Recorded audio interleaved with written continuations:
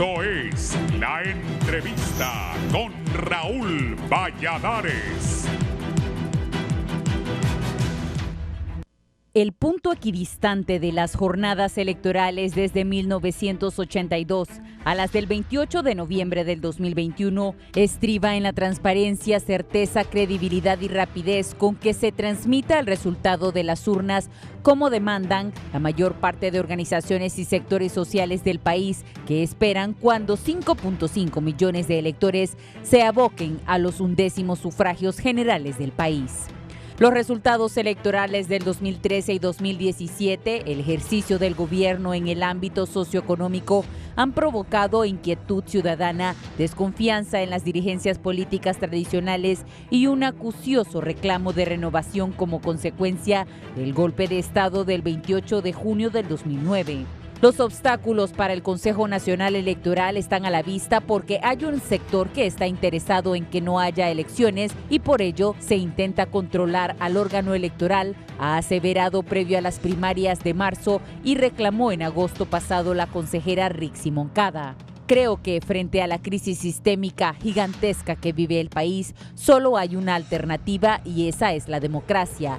Y de cara a la próxima década, frente a esa crisis de corrupción, narcotráfico, descrédito público, golpe de Estado, represión, asesinatos agravados por el COVID y fenómenos naturales, la alternativa sigue siendo la democracia, añadió la profesional del derecho. Se espera que al menos 1.800 observadores nacionales y una cantidad no precisada de internacionales ejerzan labores de veeduría del proceso electoral en el país, donde la transparencia es fundamental en el proceso para nosotros, apuntó Moncada.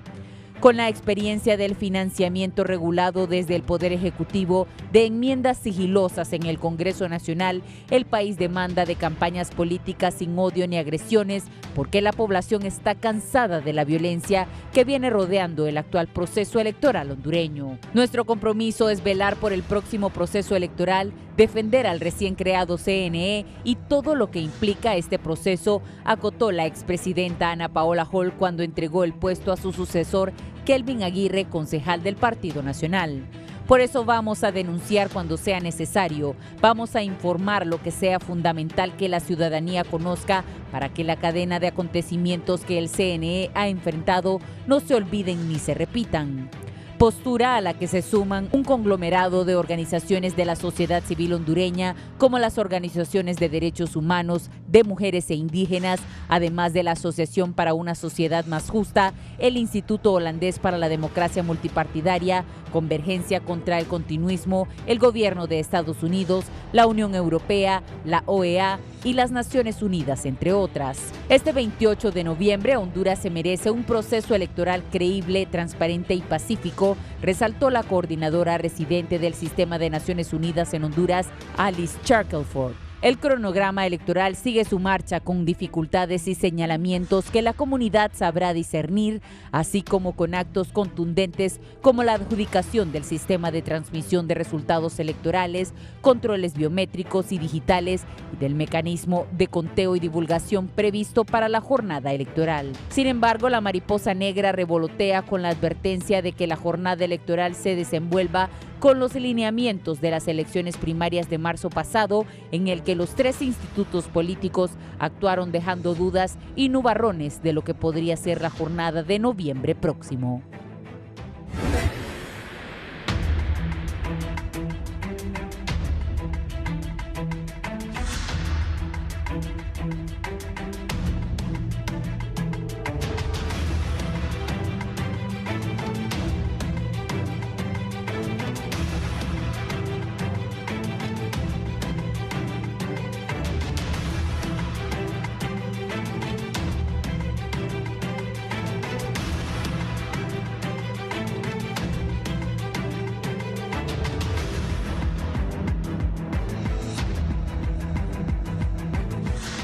Buenos días, gracias por estar con nosotros en la entrevista de Radio Visión Honduras y Canal 11. Si va a salir en algún momento de su casa, sintonícenos en 90.1 Tegucigalpa, 90.9 en la capital industrial del país, San Pedro Sula, Tela, Ceiba, Litoral Atlántico, 105.5, 93.5 en La Paz, Comayagua, Ciguatepeque, el Corredor Central, y pues 90.3 allá en la cálida Choluteca del tremendo Broncos, como decía el finado Diógenes Cruz García. Estamos a menos de 70 días, 68, de las elecciones generales, elecciones históricas.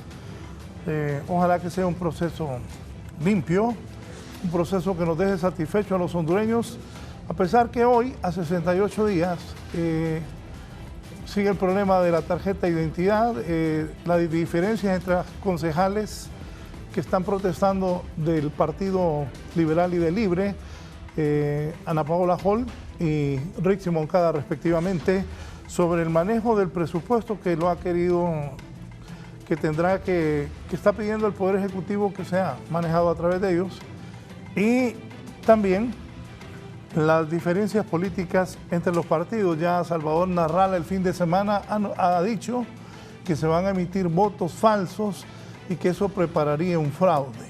Comienza a agarrar más fuerza porque Narrala es el candidato de un partido y si dice esto, lo tomaremos en cuenta sin duda en este programa. Saludo al abogado Germán Leicelar que está con nosotros esta mañana. Bienvenido, Germán.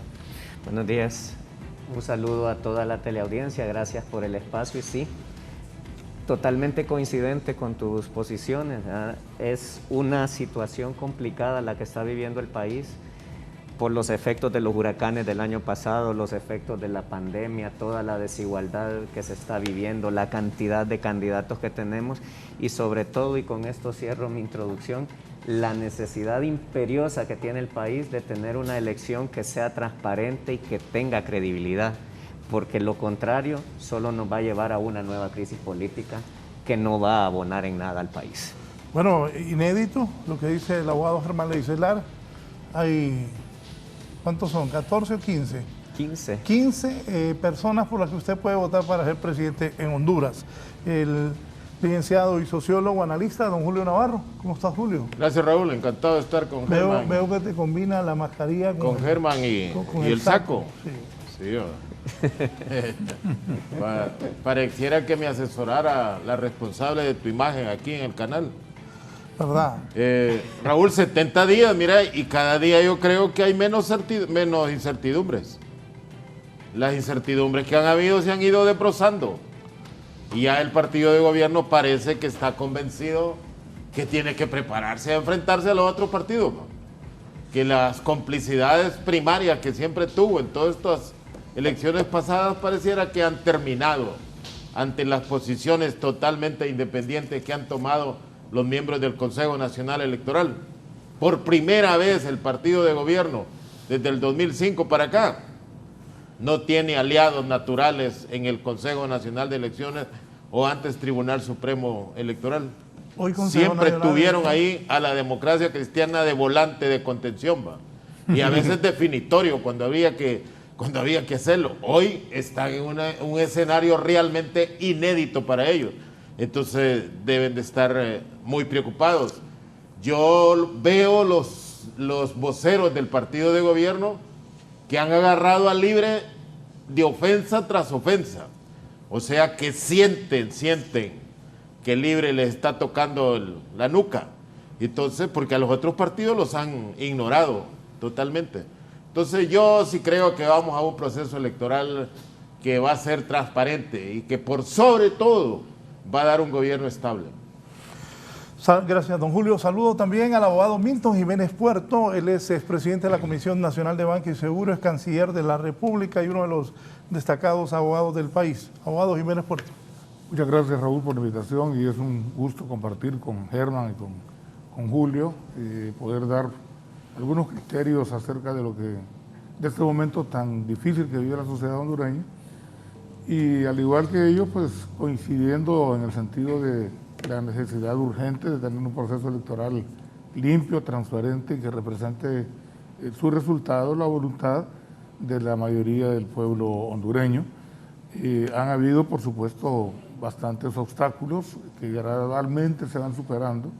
Creo que es en alguna medida digno de encomio el papel del Consejo Nacional Electoral, fundamentalmente de las abogadas Rixi Moncada y Ana Paola Hall, que a pesar de todos los obstáculos que se les han presentado desde las distintas instancias estatales, gubernamentales, y de cierta campaña de desprestigio, campañas tendenciosas en contra de ellas y del organismo electoral, han logrado salir adelante, tanto en el proceso electoral primario como en este proceso que estamos viviendo ahora, en el que por supuesto hay otros Valladares que esperemos puedan ser debidamente superados por el bien de la sociedad hondureña. Sí. Germán, ¿qué has visto que va correcto? ¿Qué va mal? Eso que tú dices, 15 partidos, es una cosa inédita y no sé cómo nos irá a salir eso. Ojalá que bien. ¿Qué piensas?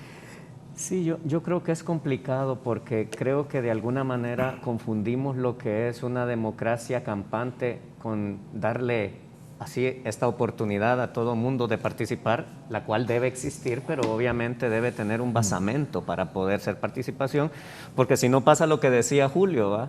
Que meto ahí un par de cochinitos solamente para que me sirvan de balance en determinado momento, y es una serie de estratagemas y de cálculos políticos que solamente llevan a un fin particular, que es conservar una cuota de poder, tener un acceso a la deuda electoral, etcétera. Entonces, ¿qué pasa?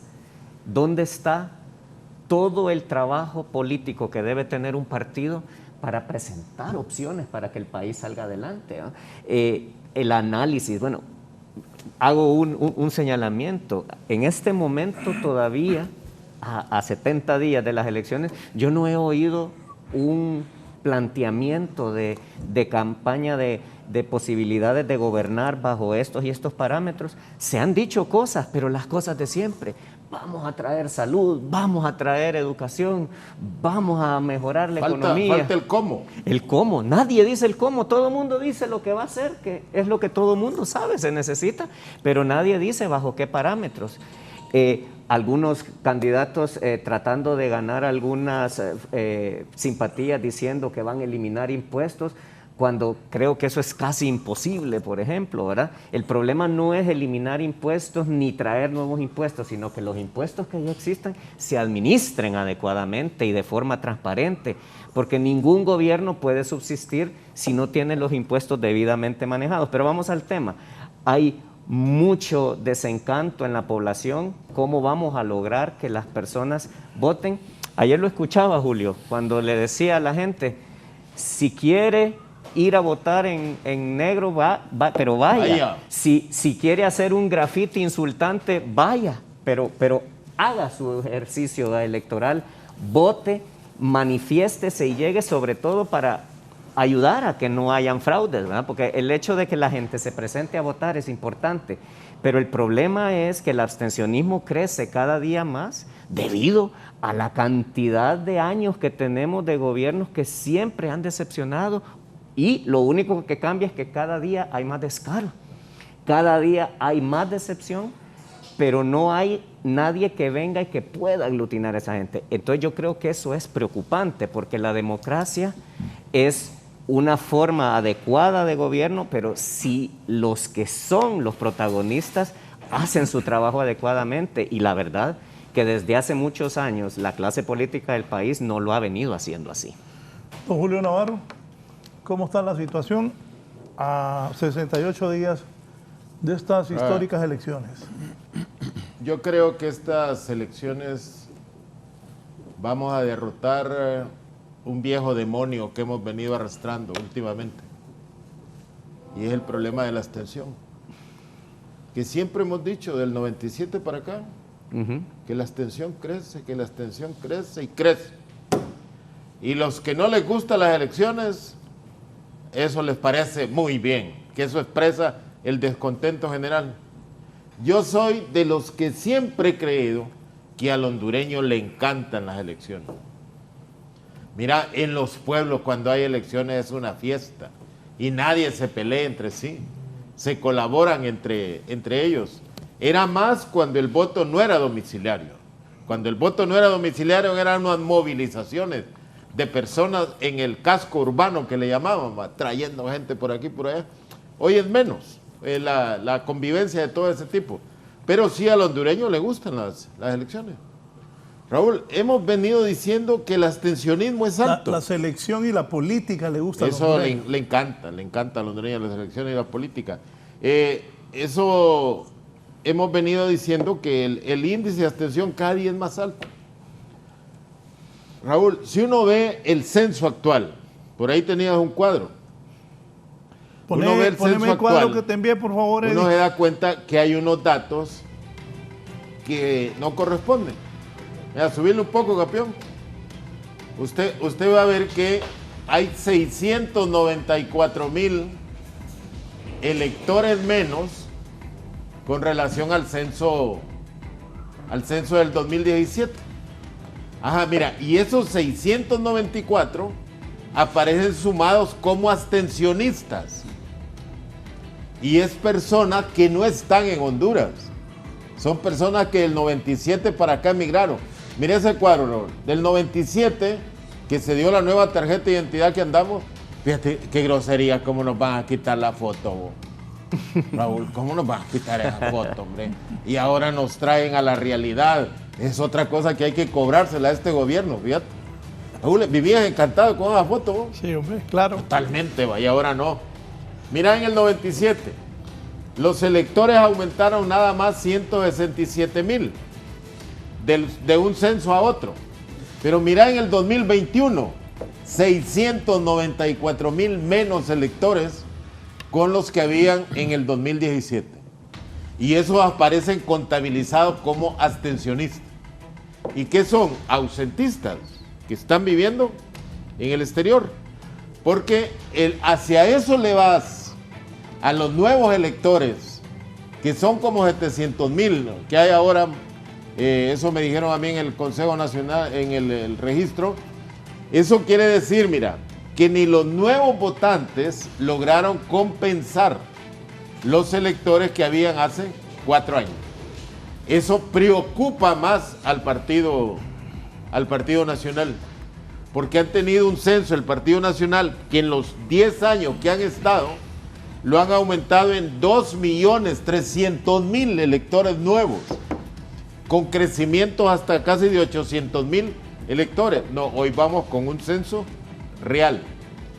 Y hay otra incertidumbre que se borró, y era la que había de que se iban a votar con 2 tarjetas de identidad porque no se habían entregado, no se habían enrolado. Pero al final se aprobó la verificación de la huella. Entonces eso quita posibilidad de que se vote con la huella, con la tarjeta de identidad anterior. Entonces, Raúl, vamos a un proceso electoral y hay que llamar a la gente que vaya a votar, hombre, que vaya a votar. Definitivo. Ustedes decían, hay 15. Mira, en 15 alguno ha de tener simpatía. Alguno de esos, tener simpatía para votar. Entonces hay que ir a votar. Y el que no tenga simpatía por ninguno, yo decía, vote en contra de alguien. Y en Honduras hay medio consenso en votar en contra de alguien. Pero hay que llamar a esa persona, vaya, vote en contra. Aunque no elija usted a su favorito, pero al menos... Ese medio consenso de votar en contra de alguien, ¿a quién te referís? No, yo te digo, el pueblo es sumamente listo para saber por dónde anda, Raúl. Entonces le digo, vaya a votar en contra de alguien, para que usted pueda elegir una persona que nos dé, Raúl, que nos dé, y eso hay que aclarar lo que decía Germán, que nos dé un gobierno estable. Sí. Mire, que después del 28 no vayamos a venir a querer reinventarnos las cosas, a querer cuestionar cuáles son los resultados o no. Hay que hacer todo el trabajo necesario cada partido para llevar a su militancia, sus simpatizantes y los nuevos que aparezcan para que puedan votar por él. Donde yo creo que va a estar sumamente equilibrado las elecciones en Honduras va a ser en la planilla de diputados. Yo no creo que no vuelven a haber partidos de mayoría en el Congreso Nacional. Eso va a estar porque hay algo muy interesante. Mira, algunos partidos han reclutado gente que han puesto en sus planillas que sí tiene simpatías. Ojalá que esas personas no sean efímeras.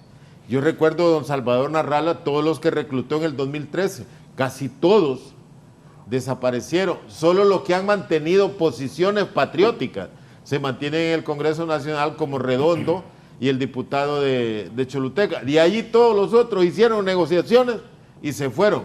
Lo mismo pasó en el Partido Libre. De 37 al final quedó con 29 libre de firmes. Esta última bancada de Libre se ha mantenido firme. ¿Por qué va? Contrario a lo que algunos creen, va, que en cada elección hay que inventarse los partidos, como está Guatemala. Sí. Guatemala, va. Mira, hay una visión globalista de que en estos países hay que destruir partidos políticos para gobernar con mayor facilidad los grupos de interés. Si no hay partidos, no hay tradición, no hay concepción, no hay compromiso, no hay historia. Entonces, en cada proceso, elijamos un partido. Y por ahí andan hoy la nueva visión ONGs. Saquemos los candidatos de las ONGs, que son la nueva apuesta por una institucionalidad del Estado. Como ustedes recuerdan, allá por 2001, Milton recuerda, de 2001, todo el mundo apostaba a la sociedad civil, ¿va? Ante el vacío de los partidos, ¿va? Ante el descompromiso que tienen con Honduras, es la sociedad civil la que hay más. ¿Cuántas cosas hablaban de Maduro con la sociedad civil? ¿Desapareció esa generación de sociedad civil? Desapareció. ¿Por qué? Porque para el poder son instituciones de partidarias. Eso ha sido clásico, Ahora, que esas instituciones partidarias se agoten en el desarrollo de la sociedad es otra cosa. Pero al poder se llega con partidos, no se llega con movimientos sociales. Se puede llegar con movimientos sociales, pero no se gobierna con movimientos sociales. Ustedes miraron en Perú. Perú, el presidente es producto de un movimiento social grande, ¿va? Cuando llega al poder tiene problemas para armar su gabinete. Porque para armar gabinete deben haber complicidades partidarias, complicidades de visión. Y en el movimiento social, cada quien jala por un lado y jala por otro. Entonces yo estoy optimista. A mí me parece que vamos a elecciones, que la gente va a acudir masivamente y que va a salir un gobierno lo suficientemente distante del segundo lugar para darnos un gobierno estable. Abogado Milton Jiménez. Bueno, yo creo que lo que han referido tanto Germán como Julio en alguna medida, pues es un resumen de lo que está aconteciendo actualmente en Honduras. Y por supuesto que siempre se trae a colación el tema de las propuestas que se puedan hacer, de la capacidad que se tenga para gobernar, y con una situación muy, muy particular en este momento para Honduras, ya que, como bien lo demuestran los estudios socioeconómicos y encuestas, el problema fundamental de nuestro país en este momento es el desempleo. Es decir, la gente ya, hay muchos temas que prácticamente los han colocado en el segundo lugar, que en algún momento pues fueron como esenciales, ¿no? De seguridad, por ejemplo, ¿no? El mismo tema de corrupción no tiene tanta trascendencia desde la perspectiva de la mentalidad de los hondureños. Nunca en los últimos años, disculpe abogado que lo interrumpa, nunca en los últimos años que la corrupción aquí a la gente le vale. Sí. Es como el séptimo lugar la corrupción. Claro. La gente quiere comida, trabajo. Exactamente. Es que eso se lo demuestra en alguna medida, y Julio lo podrá reforzar porque es sociólogo, eso demuestra el nivel de deterioro que tienen los valores éticos o morales, combinado, por supuesto, con una situación económica difícil, caótica, excluyente, porque eso también es importante decirlo. Entonces, ¿cómo vamos a sacar adelante el país? Ya lo mencionó también Germán, el problema de la pandemia, que es universal, pero que en algunos países se ha tratado con más seriedad que en el nuestro. Todos los problemas que hubo de infraestructura, que de alguna manera solo acusaban ya el producto del deterioro que hay en todo el sistema de salud en nuestro país. Pero sumado a este punto tan fundamental, los mismos fenómenos naturales de ETA y IOTA en el mes de noviembre del año pasado, creo que vinieron a poner por llamarlo de alguna manera o decirlo de alguna manera, el punto culminante de una situación crítica para nuestro país. El nivel de migración, José Raúl y amigos, ha aumentado sustancialmente y la gente ha perdido completamente el temor.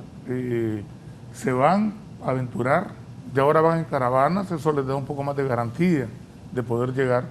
Entonces, frente a toda esta situación, el asunto es cómo se va a gobernar. ¿Se va a gobernar con demagogia o se va a hacer propuestas de carácter demagógicas y populistas o se van a hacer propuestas serias para el país? Se va a hacer énfasis en el tema de la inversión, se van a crear las condiciones adecuadas para que la inversión fluya en Honduras, puesto que bien sabemos que lo que ha ocurrido en los últimos años es más bien, digamos, una huida de la inversión, no solo internacional, sino una también corrida nacional, sí. Es decir, Honduras tiene los niveles, las tasas, por ejemplo, el tema de la energía eléctrica, que es tan fundamental en cuanto a la inversión, tienen los niveles y las tarifas más altas de la región. Tiene un nivel impositivo que ciertamente no corresponde a los beneficios que el Estado le provee a la ciudadanía, ¿no? Claro. Hay sociedades más desarrolladas o desarrolladas en donde con gusto la gente paga el 40 y hasta el 50% de sus ingresos, ya que tienen asegurado todo prácticamente a su alrededor, pero Honduras no es el caso. La clase media paga y paga y paga y paga impuestos, pero cuando tiene problemas de salud tiene que ir a un médico privado, tiene que ir a un hospital privado o tiene que pagar un seguro privado. Cuando tiene problemas de inseguridad tiene que contratar un guardia privado. Cuando quiere educar adecuadamente a sus hijos tiene que mandarlos a un colegio privado e igualmente a las universidades privadas. Cierto. Y así sucesivamente podemos enumerar. Entonces, frente a esta situación, la pregunta mía es, bueno, primero, ¿vamos a hacer énfasis en política exterior? No, no es lo fundamental. La política exterior, por supuesto que es esencial, pero no se puede adelantar criterios. Me parece un error desde todo punto de vista estar adelantando criterios acerca de cómo se va a manejar, máximo en un país como el nuestro, que tenemos un nivel de dependencia y de sumisión, si se quiere, a Estados Unidos, ¿no? Y del cual tampoco podemos obviarlo, aunque lo quisiéramos. Es decir, se puede atenuar y se puede tener, porque ya se demostró en el pasado, algún nivel... Milton, vos que sos especialista en esto, ¿viste que el primer ministro chino habló en el CELAC? Habló, son, por ejemplo, aspectos que están dando... Increíble. Están dando, exactamente. Es decir, esta cumbre de la CELAC, que al final fue en alguna medida desastrosa por los enfrentamientos personales que hubo entre algunos presidentes, pero demuestra también en alguna medida lo que estamos viviendo, la situación que se vive en Centroamérica. Sí. Hay un elemento que no se menciona, Raúl, y que es importante señalarlo. Honduras es el país que le puede dar estabilidad a la región. Si nosotros no reparamos en esto, porque si vamos a estar viendo que nos vamos a alinear con un bloque, que nos vamos a ir con el otro, tenemos el grave problema en donde, como lo dije yo, ya mostró sus uñas y sus dientes Bukele. Aquí en Honduras había mucha gente simpatizando, bueno, hay mucha gente simpatizando porque probablemente no se dan cuenta. Hay todavía todo muchos. lo que hay implícito en lo que Bukele, que tanto criticó a Juan Orlando Hernández, está haciendo exactamente lo mismo que Juan Orlando en El Salvador.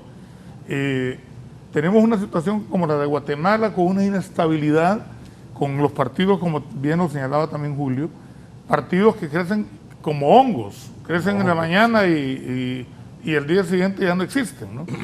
Y esto da una inestabilidad institucional bastante grande a un presidente que lo tienen acorralado, ¿no? Tenemos en Nicaragua un gobierno absolutamente dictatorial. De eso ahora quedó más evidenciado con esta orden de captura contra uno de los más grandes intelectuales del mundo, no solo de América y de habla hispana, como Sergio Ramírez Mercado, que desde mi perspectiva solo habían dos grandes escritores. Por supuesto soy lego en la materia, pero no significa que no me dedique un poco a la lectura, claro, a la literatura eventualmente, que eran Ernesto Cardenal, nicaragüense también recientemente fallecido, y Sergio Ramírez.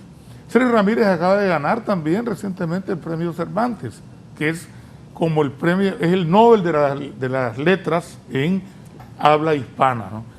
Y llegan a ese extremo de estar, porque Sergio Ramírez incluso está fuera de la política en Nicaragua, no está, por supuesto tiene una visión crítica, escribió su última obra, que es un resumen de todo lo que aconteció el 2018 en Nicaragua, cuyo nombre es Tongolele no sabía bailar, ¿verdad? Y hace una crítica velada, como lo suelen hacer los escritores o los intelectuales.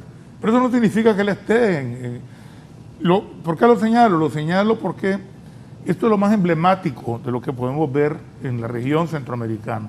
Entonces, frente a eso, frente a una situación en la que no existe espacios para la oposición en Nicaragua, tenemos un gobierno en El Salvador hasta con ciertas actitudes expansionistas que quieren duplicar, ya lo dijo, las Fuerzas Armadas, que está ahora mismo cancelando todos los jueces que no son de su simpatía, que cumplen 60 años con una jubilación obligatoria, cuando los que somos profesionales del derecho y nos dedicamos a ejercer sabemos que normalmente a esa edad los jueces cuando más experiencia y más capacidad tienen y son menos proclives a la corrupción. Así es. Y a esto sumado, hay que sumarle todos los demás elementos, ¿no?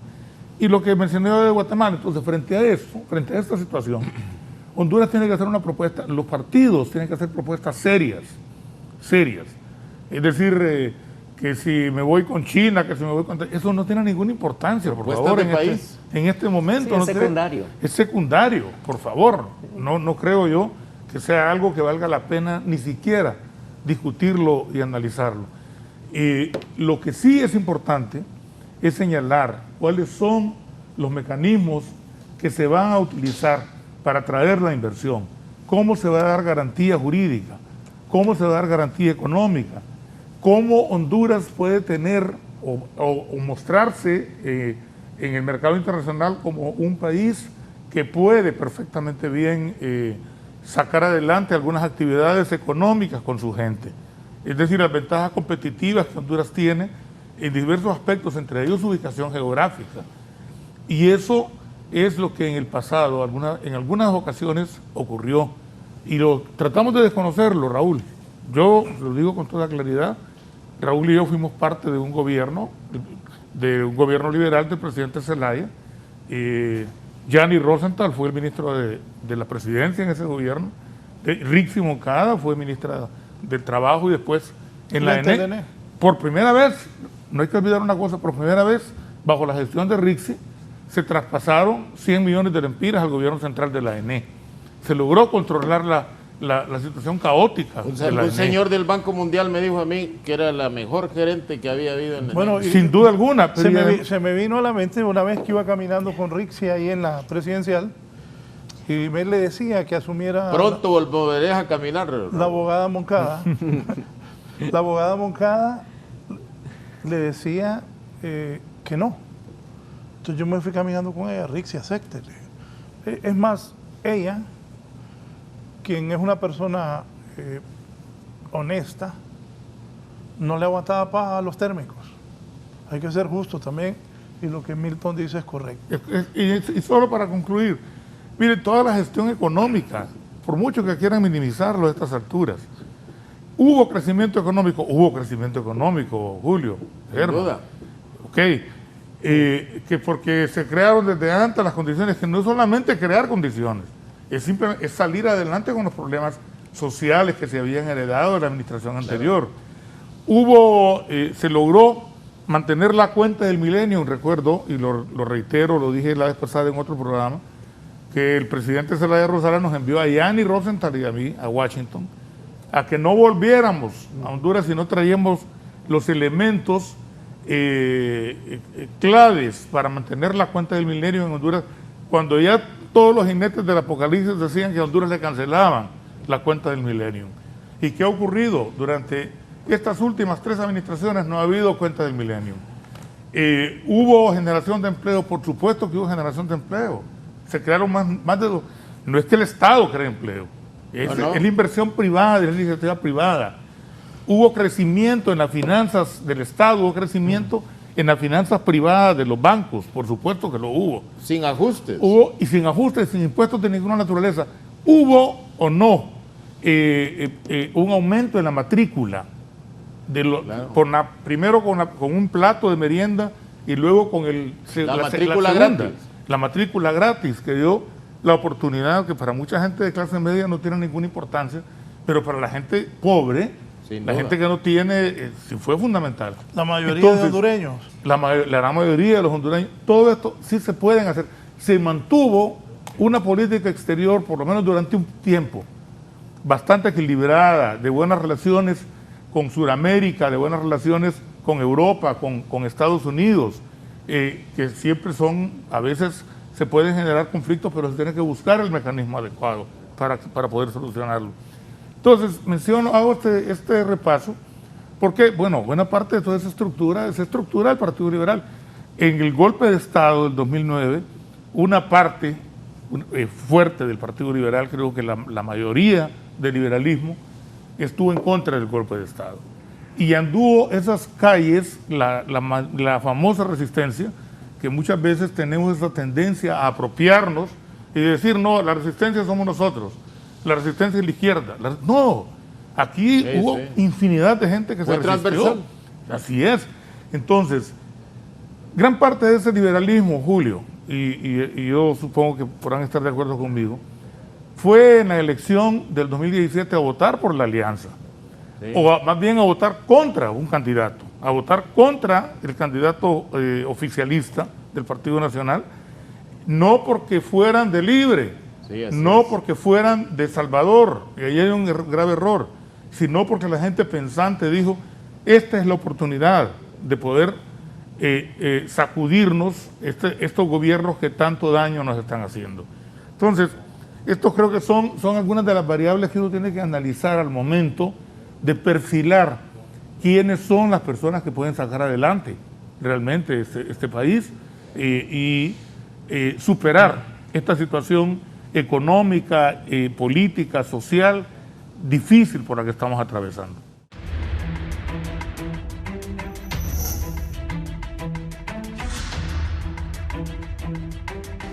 Gracias a la abogada Ada Mejía de Cruz Torres. Excelente programa, dice. También don Gilberto Ríos, candidato a diputado.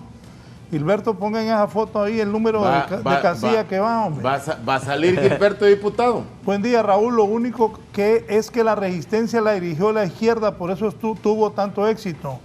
Pero no sé cuál izquierda, la de aquí o la de Venezuela. Asimismo, el país tiene oportunidades de salir adelante en la medida que la derecha deje de gobernar. Saludos a sus distinguidos invitados. Es que yo insisto que la izquierda hondureña son bien pocas personas, entre ellos Gilberto. Pero de ahí en Libre la mayoría son todos liberales. Don Julio, me decía sobre Raúl, Milton. Algo que decía Milton, mira, en estos momentos nosotros tenemos una variable comparativa favorable con relación a Estados Unidos. Fíjate, no tenemos embajador. Estados Unidos nos han dejado así, pero tutelaje no desaparece. Por supuesto. Por otros medios. Y eso también les ha permitido abrirse más al lobby. De manera que yo creo que a este momento los prejuicios que tenían los norteamericanos sobre Libre ya no son tan profundos. ¿Por qué? Los norteamericanos deben de estar interesados en que de aquí salga un gobierno estable. Sea quien sea. ¿Cómo organizarán después? Y la ventaja comparativa es, mira, Nicaragua, me decía la rectora Castellanos, Nicaragua le da problemas a Estados Unidos. Aterrizan avionetas en Nicaragua sin que la rectora sea simpatizante de Nicaragua. No. Nicaragua manda la cantidad de migrantes que manda Honduras, que manda El Salvador. No. Honduras le da problemas a Estados Unidos reales. Caída de avionetas, inmigrantes a enormes cantidades. Entonces, ¿estará interesado Estados Unidos en arreglar cosas institucionales en Honduras ante el deterioro que ha habido? Sin duda, puede hacer que por ello tengamos mayores libertades en este momento de poner 15 candidatos. Lo otro, El Salvador. ¿Es a corto plazo un problema para Estados Unidos? Sí puede convertirse en un problema para Estados Unidos, por toda la cadena de ocurrencias que va teniendo el presidente del Salvador y los coqueteos que hacen algunos imperios extramar hacia esto. Yo por eso le señalaba a Milton, mira, que el primer ministro de China aparezca hablando en el CELAC. O sea, dice uno, los norteamericanos, ¿qué se hicieron? ¿Qué se hicieron? ¿Por qué no llegaron a hablar también ahí, va? ¿O siempre lo han visto como la relación del diálogo de Sao Paulo, de la izquierda y todo eso? Entonces, mira, el mundo de la configuración de alianzas tiene que pasar hoy en día con simpatías hacia una posición política o no, pero tiene que ser más realista. Y volviendo a lo otro, ¿cuáles son los problemas que nosotros necesitamos acuerdos? Incluso preelectorales, diría yo. ¿Quién no ha mencionado alguno? Libre habla de que hay que recuperar institucionalidad. Por supuesto. Yo creí que eso iba a generar un enorme debate. Pero el Partido Nacional no, se va por las cuestiones de género y por las cuestiones de matrimonio. Por ahí se va el Partido Nacional. Pero debía de haber debate cómo recuperar institucionalidad. Todos ustedes han hablado de atraer inversión. Y la inversión requiere institucionalidad. Yo digo, mira, esa empresa que dirige las ventas de energía LN ha tenido 2 sismas. ¿Recordás el primero? Sí. Un sisma que hicieron, sacaron el capital los que habían invertido y ahora otro sisma. Eso genera ejemplo hacia el capital extranjero para hacer inversiones a mediano o largo plazo. Sin duda que es un mal ejemplo, va. Que los negociadores no lo supieron hacer, pues es otro problema, va. Pero necesitamos, entonces, la institucionalidad, recuperarla es importante. Es importante. Sí. La división de poderes es importante, porque si no vamos a llegar a posiciones extremas como la de El Salvador. Me tiro todos los jueces que hay y ¿a quiénes voy a poner? A los que representan el nuevo bloque de poder, voy a caer en lo mismo, pues. Y entonces, no, necesitamos reconstruir. El tema es que esa es la receta que todos están utilizando. Reconstruir como tal. Esa es la receta. Institucionalidad. Lo que me estorba lo quito. Institucionalidad, pandemia. Y un tema, mira. Esa es la palabra. Un tema que tenés que apartarlo del problema de la política económica y macroeconómica y plantearlo sobre ella, la ENE. Bueno, mira, la ENE puede derrumbar todo el equilibrio macroeconómico. La seguridad energética es fundamental para el desarrollo. Acaba de salir el último informe del Banco Mundial que dice que es un desastroso manejo del ENE. Increíble, Raúl. Ojo, y le da la razón a los colombianos. Sí, hombre. El informe del Banco Mundial, eso es, ojo, hace 68 días de las elecciones, tengan cuidado. Que eso es lo más probable. Porque si es, no, es que ya salió. Por eso digo. Hoy lo escuché en HRN, el informe del Banco Mundial que dice que el desastroso manejo del ENE, y cada vez que viene el fondo y el Banco Mundial, ustedes lo saben, lo primero que dije, ay, el ENE. Así es. Y ahora dice que lo que ha hecho EH es correcto. Si van a esa demanda internacional, ¿cuánto vamos a perder? Raúl, sobre eso necesitamos acuerdos interpartidarios, porque se va a llevar a los empresarios, se va a llevar a todo. Los empresarios ya a tiempos tienen que decirle a los inversionistas en energía eléctrica, por favor, ustedes tienen que sentarse a negociar, así como se sentaron los equipos de Europa, a los crack, ¿cuánto se va a bajar de sueldo? Aquí, ¿cuánto van a bajar ustedes? Milton, no es posible que yo despache 100 megas y te los dé a vos que los distribuyas y vos vendás 64 megas y a mí me pagues por 100. Y entonces esa diferencia, ¿quién la va a agarrar? se la va a pagar el consumidor, no aguanta más. Entonces el Estado, no es necesario negociar, señor, usted vende, usted saca 100 megas, pero esos 100 megas los va a distribuir. ¿Qué hace usted sin esa distribución? Claro, pero si no tiene un canal de distribución adecuado, ¿qué riesgo ¿cómo lo hace? lleva usted sobre la distribución? Debería de llevar algo. Julio, tú mencionaste la palabra pandemia. Esa es una palabra fundamental en lo que estamos viviendo. Claro.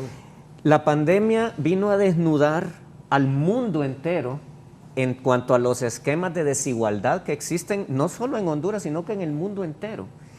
Eso tiene en precario a miles de millones de personas alrededor del mundo con la posibilidad de quedarse sin empleo. El nuevo orden mundial que está interponiendo sus buenos oficios para que todo se automatice va a generar todavía una crisis mayor de empleo.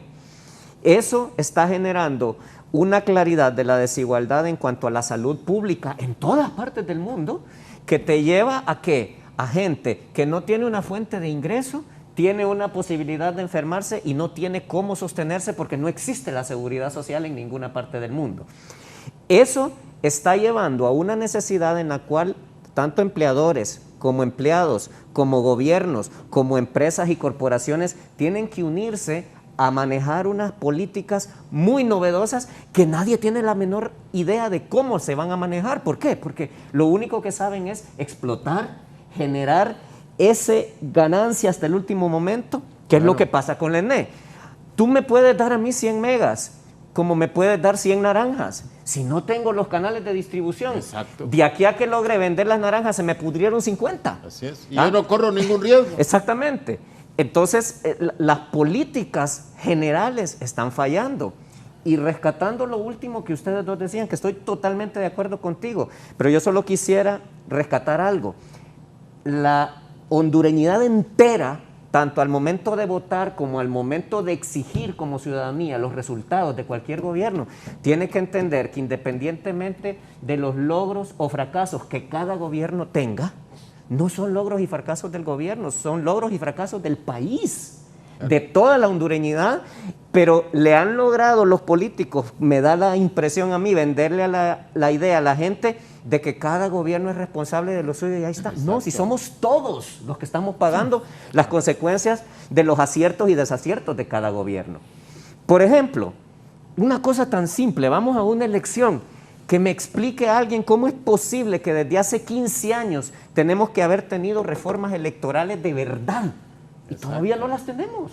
Vamos a una nueva elección sin una renovación de las leyes electorales, con 15 candidatos cuando la ley aguanta con 3 cuando mucho, y vamos con las mismas reglas. Eso es terrible. ¿Por qué? Porque no vamos a tener representatividad, no vamos a tener legitimidad. Y coincidiendo contigo, Julio, con lo que decías de que posiblemente venga libre y dé la sorpresa y gane las elecciones, ¿sabes qué es lo que va a suceder? Siento yo, que si cualquiera que gane las elecciones no entiende que la única manera de legitimar es haciendo algún tipo de coalición con todas las fuerzas políticas del país, esa falta de representatividad, porque cualquiera va a ganar las elecciones, hoy ni siquiera con un 30%. Si alguien logra aglutinar un 22% de los votos, ya ganó. ¿Qué representatividad y qué legitimidad puede tener un gobierno que llega con 22% del electorado? Eso es inconcebible. Entonces, ¿qué sucede? Ante ese tipo de cosas, no vamos a poder tener una solidez gubernamental. Y esa solidez gubernamental es fundamental y no se va a conseguir a menos que pongamos y antepongamos sobre todo lo que son los destinos del país. La clase política, independientemente de cuál sea, como dijo Gilberto Ríos, a quien le mando un saludo, es casi como un hermano mío, aunque algunos no lo sepan. No es un tema... Es que la izquierda y vos la derecha. Probablemente, ¿va? Pero la izquierda y la derecha, yo tengo una mano izquierda y una mano derecha. A eso me refiero. ¿Ah? Y ese es el punto. Por eso me refiero. Tenemos que entender que cada quien tiene derecho a respetar las ideas de cada quien y también tiene derecho a que se las respeten, y que tenemos que sumar, no dividir. Pero mientras el país siga en ese permanente ambiente de descalificar, o sea, a mí si Milton me cae mal, lo hago pedazos donde pueda y cuando le cae la justicia me alegro por él, pero el mío tal vez era más corrupto que el otro, pero al mío no me lo toquen porque ese me cae bien. Eso no puede seguir funcionando.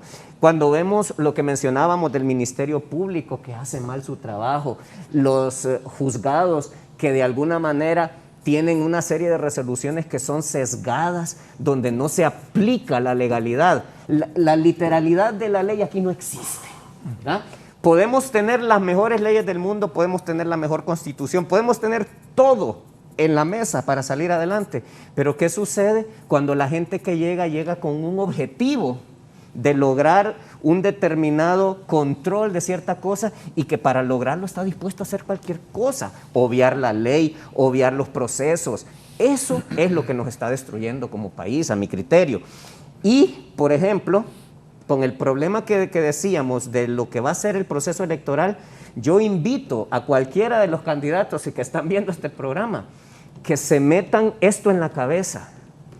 Tienen que tener un papel permanente de supervisión de este proceso electoral para que se aseguren que el proceso sea bueno. Por el amor de Dios, no esperen a que empiecen a contar los votos para empezar a decir, ah, no, es que yo iba ganando, es que esto aquí, esto allá. Ah, claro, ahí.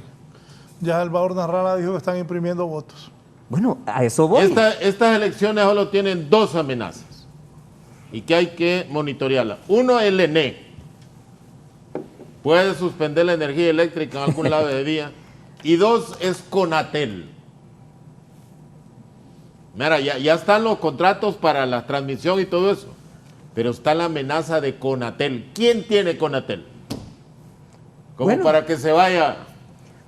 Bueno, pero... Las conexiones de internet ese día. Yo creo que eso también yo lo quiero plantear así, dejarlo, porque se han desbrozado todos los peligros de las elecciones. Están esos dos. Es que estamos totalmente claros. Solo algo aquí. Dice el abogado Chactur, buenos días, saludo a los panelistas, honorables panelistas. La solución del país no pasa por derecha o izquierda, malos ejemplos. Hay de ambos sistemas. Claro. La solución pasa porque llegan a gobernar personas calificadas, tal vez no los mejores, pero sí calificadas y que gobiernen con transparencia y honestidad. Yo no sé qué es la derecha ni lo que es la izquierda, pero sí lo que es la justicia y justicia ocupa este pueblo, justicia verdadera y en todo sentido. Tiene razón el abogado Chactur, sin duda alguna. Ya a estas alturas, el debate izquierda-derecha, mismo CELAC, que lo mencionó Julio, ahí fueron varios presidentes que se representan. Fue una vitrina política. La derecha en América Latina. Una vitrina política. Hace poco salió el francés. Sí. Ese fue el primero que dijo. Qué barbaridad. Yo creí que te referías a Tito Mejía. Qué barbaridad. No, y es Tito, un francés de segunda generación. Mira, ese francés dijo, qué barbaridad. Mandamos al mercado la salud. Sí. Cuando comenzó la pandemia. Que eso es toda una revisión. Que Germán lo dijo, que debe hacerse. Claro, del estado de bienestar social ha habido un deterioro también en Europa. Pero yo quería mencionar un pequeño detalle. Bueno, primero que coincido, y es importante lo que dice Julio, ¿verdad? De estar con los ojos muy abiertos, los oídos bien aguzados, de lo que puede ocurrir en la ENE y en Conatel el día de las elecciones. Entonces, esto es bien importante porque hemos tenido muy malas experiencias en el pasado con relación a estas dos instituciones tan importantes para el país. Pero recientemente yo tuve una conversación bastante grata con un buen amigo, expresidente liberal, y él señalaba, me decía algunas cosas que son bien fundamentales, pues, y que de alguna manera van a venir a agudizar la crisis. Yo creía que solo Raúl se reunía con Elmo. No, yo tengo muy buena relación igual con él, con el presidente Zelaya, somos muy buenos amigos, con el presidente Flores. Eso es totalmente, que trasciende completamente a la política. De acuerdo. Entonces, pero lo quería mencionar porque en la negociación del Tratado de Libre Comercio con Estados Unidos se dejó de lado un aspecto o se le dio un carácter secundario al tema de la agricultura. Sí. Y ahora vamos a entrar en poco tiempo. La salvaguarda. Que eso va a ser verdaderamente desastroso. ¿Qué va a ocurrir en Honduras cuando nos invada con todos sus productos de Estados Unidos, ¿qué va a ocurrir con los pequeños, medianos agricultores? Es más, con grandes agricultores que no van a tener la capacidad para poder competir. Es decir, no estamos reparando en eso. Este es un punto en el cual lo digo porque vale la pena mencionarlo. El otro tema que mencionaba Germán, es más que evidente la intención que hubo de evitar a toda costa la segunda vuelta, aprobar la segunda vuelta electoral, que era absolutamente necesario para darle esa legitimidad de la que habla Germán a un futuro gobierno. Entonces, ¿qué es lo que va a ocurrir en el camino? Lo que va a ocurrir es que las fuerzas naturales tienden inevitablemente a unirse. Es decir, por supuesto, tiene que buscar diálogo y llegar a acuerdos y consensos con todas las fuerzas políticas. Eso yo creo que para la situación que vive actualmente Honduras es fundamental. Así es. Pero particularmente en el proceso electoral y en la próxima administración, que por supuesto ojalá la dirija un presidente o una presidenta de la oposición y que hagan algo realmente que el país necesita o exige, pero tiene que haber, incluso hasta para gobernar, Julio, tiene que haber acuerdos de diversa naturaleza porque de otra manera es imposible. Demasiado descompuesto está esto. Y tenemos que ver también la composición del próximo Congreso Nacional, que creo que va a ser muy heterogéneo con relación a lo que ha ocurrido en el pasado reciente, ¿no? Entonces, estos puntos son esenciales y sí creo yo que más allá de la pasión o del discurso político de barricada, ¿ok?, que no estoy diciendo que no sea importante, que no sea necesario, pero más allá de eso, creo yo que el electorado, porque hay un segmento muy grande de la población que están constantemente mudando en su criterio y en su opinión, sobre todo en la clase media, y que últimamente han engrosado las filas de los indecisos, que es un porcentaje bastante alto el de los indecisos. Los indecisos posiblemente se decanten, normalmente el perfil del indeciso es gente profesional universitario, joven, que no está matriculado con un partido político en particular, que está viendo sus perspectivas, está viendo una sociedad cerrada, que se han preparado muy bien y sin embargo les ofrecen salarios de 10,000, 12,000 lempiras, a pesar de tener maestrías y de tener... No. Eso es lo que ocurre en Honduras, correcto. Entonces, ¿Cuál maestría, cuál que estudiaste en el extranjero, güey? Salario mínimo. ¿Quiere la chamba o no la quiere? Póngale claro. Sí. Ajá, ¿y qué va a hacer esta gente? Bueno, los que tienen más posibilidades son 15, por los que hay 15 opciones para que usted decida quién va a ser presidente o presidenta, porque hay dos candidatas. ¿Qué va a hacer con esto, por ejemplo? ¿Cuál es la salida que plantean? No he escuchado ninguna. Como dice Julio, ¿qué van a hacer con la ENE? ¿Qué van a hacer con la pandemia? ¿Qué van a hacer con la deuda externa? ¿Qué van a hacer con esa terrible migración? Con ese desempleo, con que no hay salud, que tenemos 2 años perdidos de educación. Raúl, y hay una que... Y con las sedes. Raúl, hay una que mencionaba Milton, que es otra cosa puntual. ¿Qué vamos a hacer con las inundaciones? También, por supuesto. Que esa debe ser una política de Estado. Quien llegue, este es el proyecto que vamos a hacer. ¿En cuántos gobiernos va a salir? Pues en tantos, pero tiene que hacerse. Pues te imaginas, estamos en plena pandemia y nos vienen esos 2 huracanes a terminarnos.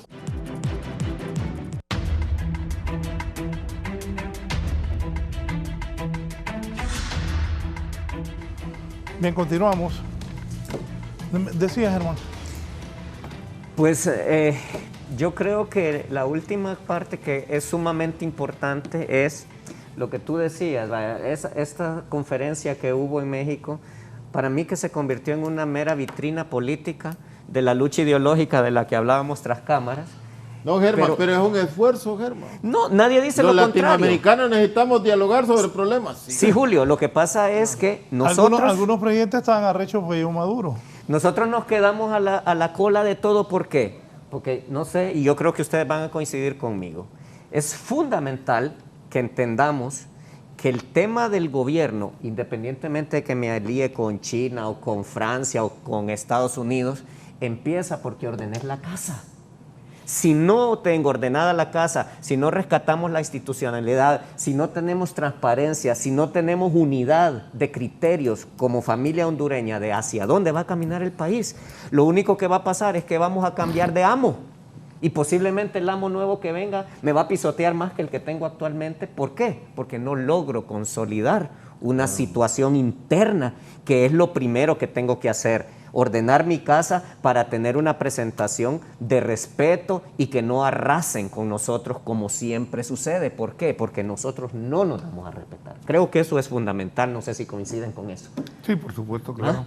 Entonces, pienso que si no entienden esto, todos los gobernantes que podamos tener, porque tenemos obviamente 15 para escoger, yo insisto, tiene que haber un plan que hasta ahora no lo hemos oído, como tú decías, Julio, el cómo yo no lo he oído todavía de ninguno de los que está presentándose. No, Libre presentó un plan. Pero un cómo no. Ahora, que los partidos de oposición se hayan dedicado a lo homofóbico nada más, es otra cosa. Sí, pero es que no hay un cómo, volvemos al tema. Siento que Por ejemplo, Libre te dijo, ajá, vamos a condicionar los monopolios.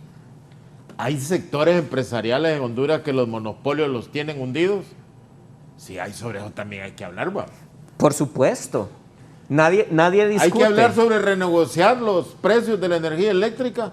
También hay que hacerlo. Mira, hay que hablar sobre reducción de tasas de interés.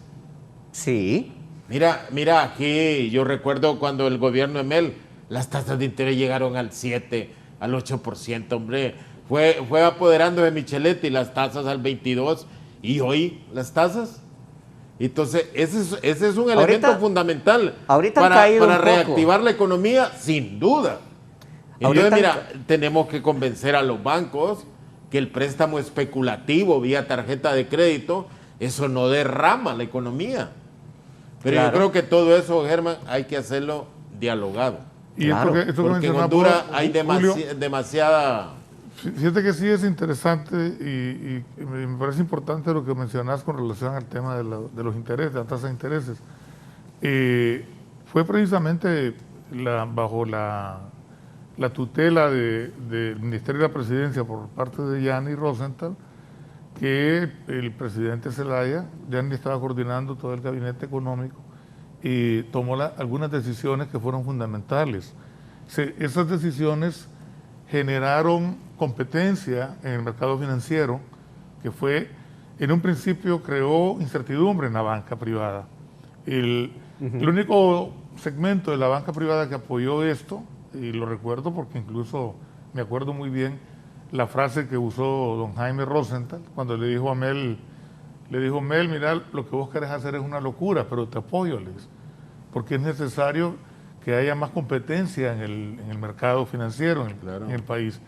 Y al final redituó favorablemente en las finanzas de los bancos, porque los bancos tuvieron más ganancia en los siguientes años, hubo más capacidad de los sectores productivos para poder acceder a créditos importantes.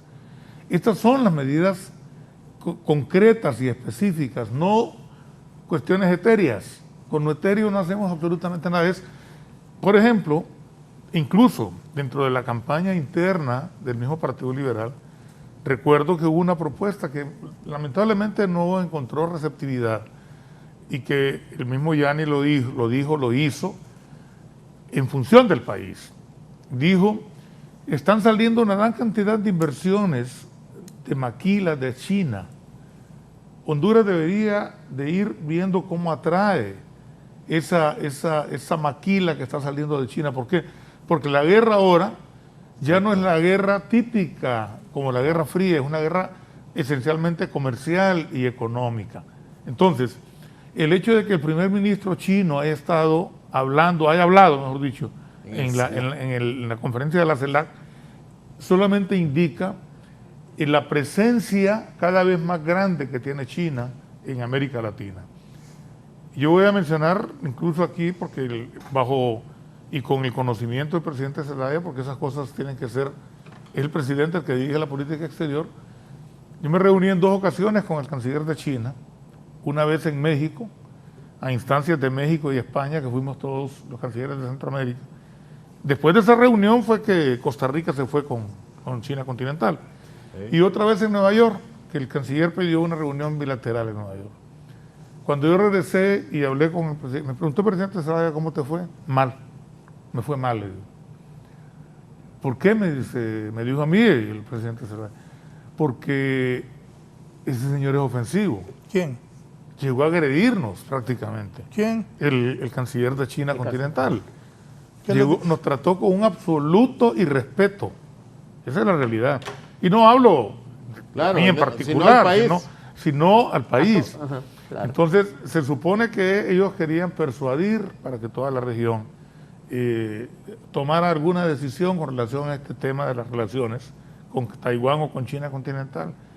Pero él llegó a imponer y llegó a agredir de palabra. Entonces, dejó una muy mala impresión. Pero bueno, independientemente de eso, y esto un poco para retomar lo que mencionaba también Germán, en el sentido de, vamos a cambiar de un amo para caer en manos de un amo peor, ¿verdad? Que probablemente ni siquiera entiende nuestra cultura, o que no entendemos la cultura de él, no sé.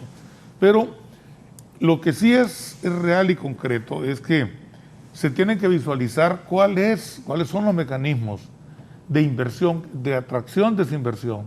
¿Cómo vamos a salir de ese problema que mencionás vos, Julio, que es serio, de la zona más productiva prácticamente del país, que es toda la zona del Valle de Sula? Está en condiciones difíciles, están los procesos, incluso ya se entregaron los fideicomisos para la construcción de las represas, pero esto va a llevar muchos años. Esto requiere una inversión gigantesca. Así es. Y que no hay en Honduras capital para poder invertir, tiene que buscarse ese apoyo en el extranjero. Así es. Y mientras tanto, Honduras, con una precariedad ambiental tan grande, que lo que pudo haber sido o es, o en principio una ventaja, se ha convertido en una situación terrible, simplemente porque el calentamiento global, que es al final lo que provoca todos estos fenómenos naturales. Sin duda. Entonces, Y que van a ser cada vez más frecuentes. y que van a ser más frecuentes, Sí. donde afecta más. Tal vez los hondureños no estamos conscientes de esto. Algunas personas muy conocedoras del tema lo han dicho, pero no ha habido el eco suficiente con relación a esto. Claro. Y es que esos fenómenos se van a ir dando cada vez más. Y el deterioro ambiental en nuestro país, creo que Honduras puede tener una gran ventaja con relación a esto, pero también es una gran desventaja, puesto que somos, dentro de una región vulnerable, probablemente el país más vulnerable a la degradación ambiental. Entonces, frente a todo esto, ¿cómo vamos a tener un sistema de drenaje de las aguas en toda la zona del Valle de Sula cuando vengan esos caudales de los ríos Chamelecón y Ulúa a descargar sus aguas al Valle de Sula? Entonces, aquí es donde necesitamos, desde mi perspectiva, y no lo digo como militante ni mucho menos de ningún partido político, lo digo como ciudadano, es donde nosotros tenemos que reparar quiénes son las personas que han hecho propuestas y quiénes tienen la capacidad. Si al final uno u otro no va a gobernar, hombre, tendrá que contar también con estas otras personas. Así es. Es fundamental para poder salir adelante para el país. Las mejores Y es cabezas. más, tiene que contarse también con el Partido Nacional. Es decir, el hecho de que se hayan tenido todas estas malas experiencias durante estos años de administración nacionalista, no Así significa que el Partido Nacional no tenga gente Claro. valiosa, no tenga gente, digamos, que está genuinamente interesada en el país. Porque si nosotros nos cegamos con una visión absolutamente sectaria y maniquea, es terrible para la sociedad. Eso le ha hecho un daño en el pasado y seguramente lo hará en el futuro. Y peor aún si se va a llegar al poder con un ánimo, un afán revanchista. Así es. Eso no es posible. Sí, eso no nos lleva a Entonces, nada. estas cosas tenemos que verlas con suma, tranquilidad, entender Con una perspectiva histórica. perspectiva histórica y que los políticos entre sí pueden hablar, pueden reunirse. En todas partes del mundo ocurre eso. Claro. Eso no es un pecado en lo más mínimo. Claro. En lo Todo más lo mínimo. contrario, es una necesidad. Es una necesidad, claro. y nos enfrentamos a una serie de cosas. Quiero hacer un comentario muy puntual, a ver qué opinan. ¿Se dan cuenta el desbalance económico que se va a crear en Centroamérica cuando China haga la inversión en esa zona que ya está aprobada, que son 2.500? En el Golfo de Fonseca. En el Golfo de Fonseca. No, eso no lo hacen los chinos. Eso no lo hacen los chinos. ¿Cree usted que no? Miren, los gringos todavía no Pero, están tan pero ¿por qué no lo harían, Julio? Los gringos todavía no están tan desatentos para que permitan todo eso. ¿Usted ve cómo quedó el canal de Nicaragua? Sí, Nada. en nada. En nada, no crea, todavía no extrema su debilidad hacia estos países como para que nos dejen como tal. Pero lo que ustedes decían era cierto.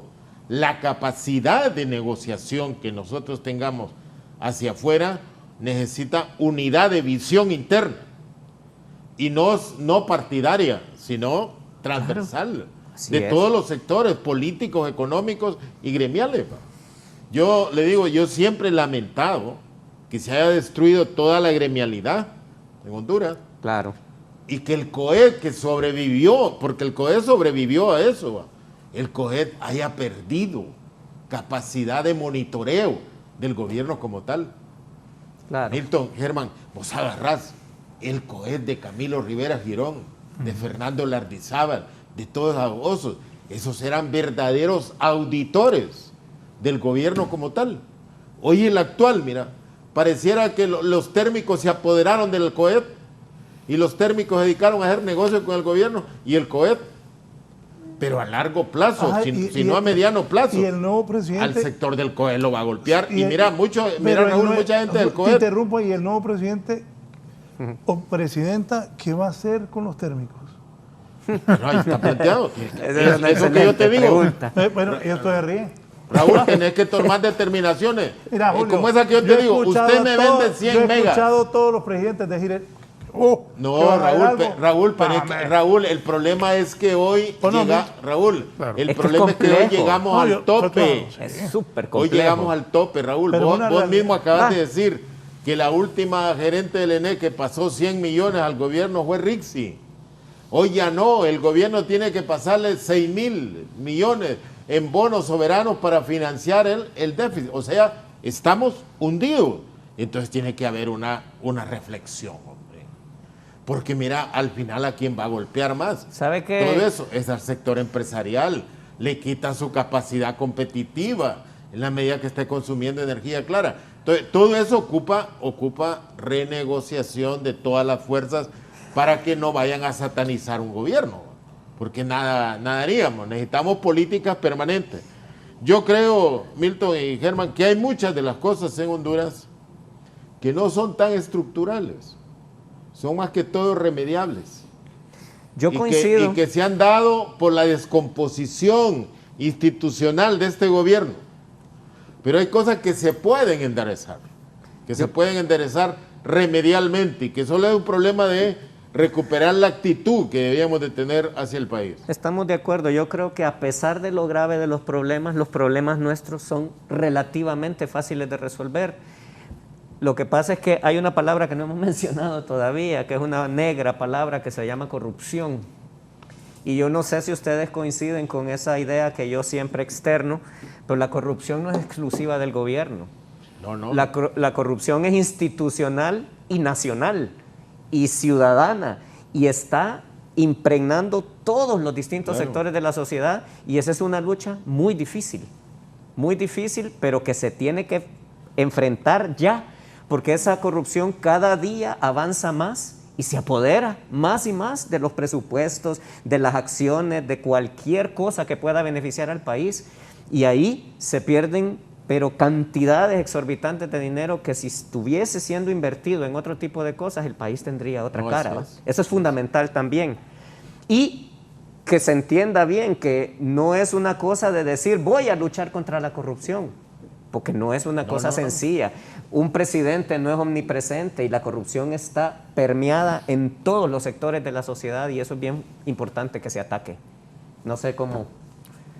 Hasta ahorita hay un buen ejemplo que se va siguiendo, no se deberá descomponer, López Obrador. Dice aquí Omar García, licenciado, un camino único de éxito es replicar en la nacionalsocialismo de Taiwán tiene 4 poderes, los 3 conocidos y el cuarto, el poder de la rendición de cuentas. El partido Kuomintang tomó los preceptos del partido nazi, dejando a un lado la raza, enfocándose a lo económico en carreteras, represas, energía, aeropuertos, cooperativismo, la administración, el Estado, y el resto lo bajó a inversión privada.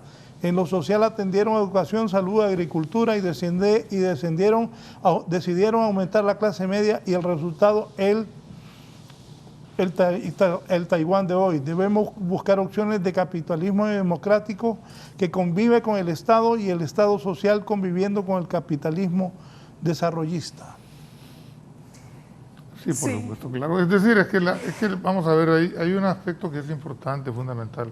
Antes hubo, sobre todo en los años 90 y para la primera década del siglo XXI, el debate sobre la herencia en Chile de Pinochet y de todo lo que había generado en crecimiento económico para Chile, ¿no?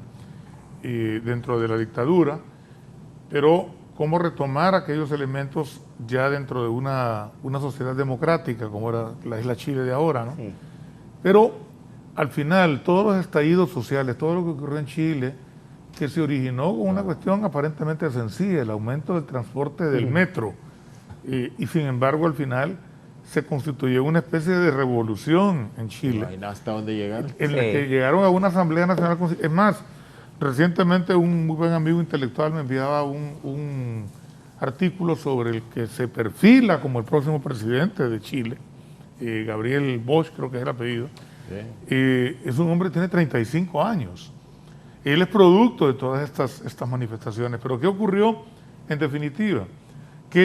Y por eso lo traigo a colación, que había mucho apologista de la inversión y del capital dentro de la dictadura, y que ese es el mecanismo, que la dictadura es la forma como se puede sacar adelante a un país.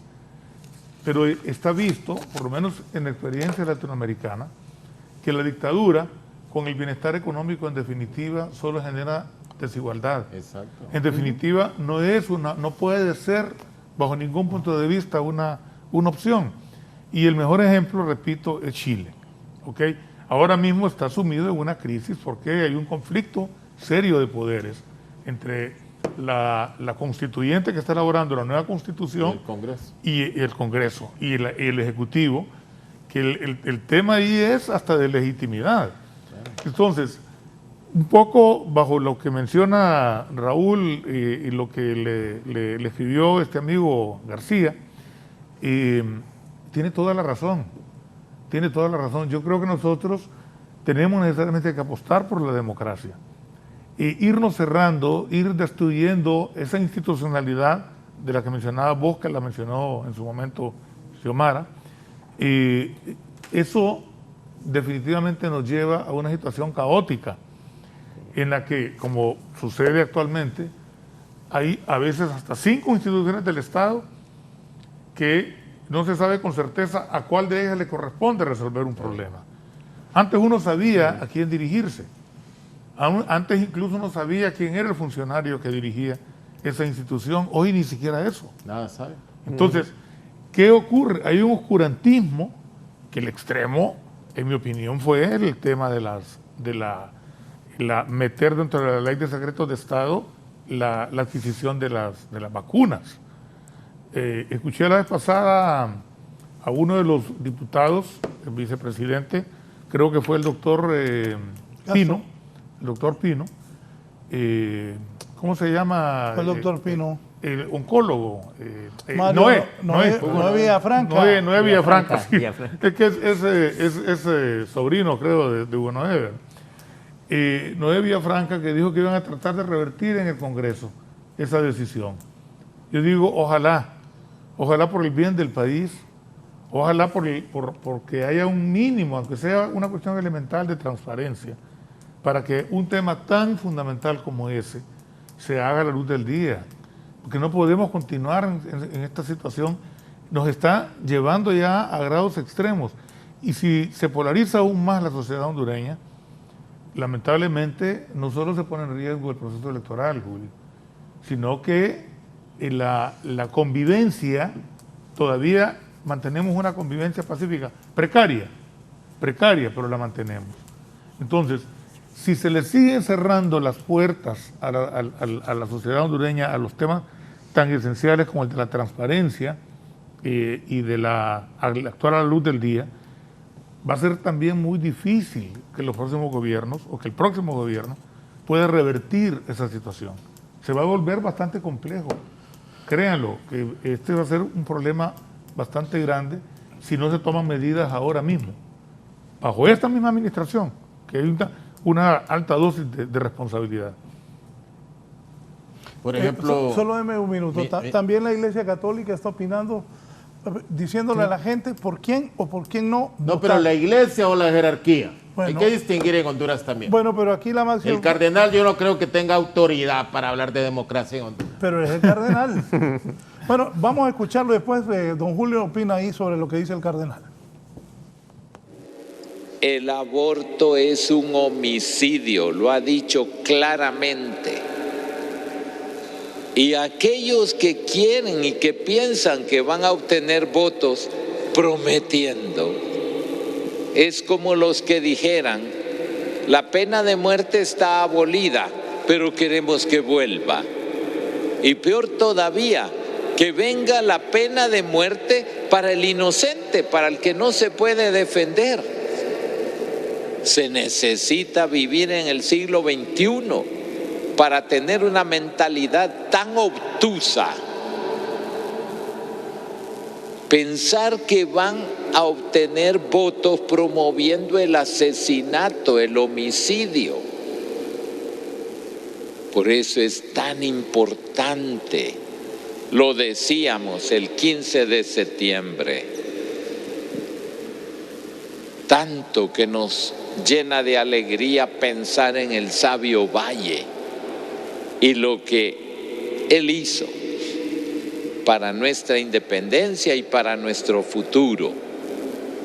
Pero esa sabiduría es la sabiduría de Dios, la sabiduría del Espíritu Santo, no la sabiduría de aquellos que piensan que con antivalores, con la violencia, con la muerte, con el asesinato del inocente o poniendo la jerarquía de valores al revés, van a ganar.